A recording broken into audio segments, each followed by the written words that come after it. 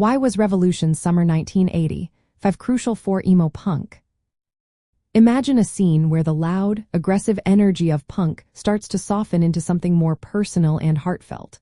That's what happened in Washington, D.C., during the summer of 1985.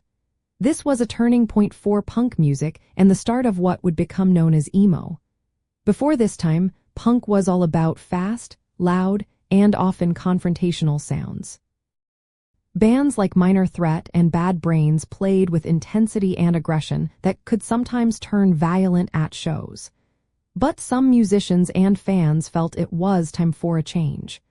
They wanted to express feelings, vulnerability, and social issues in a new way. Revolution Summer was a movement that signaled this shift. The name came from flyers and zines calling for a new direction in the scene. Bands like Rites of Spring, Embrace, and Beefeater started playing shows that felt different.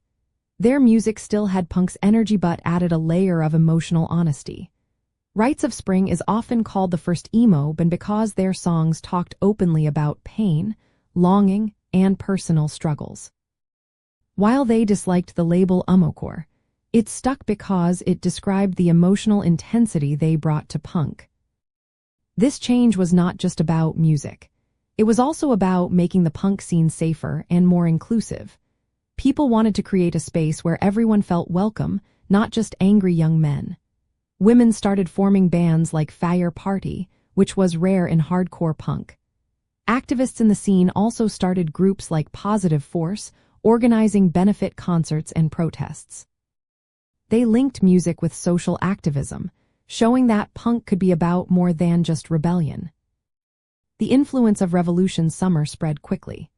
Even after most of the original bands broke up by 1986, their ideas stayed alive.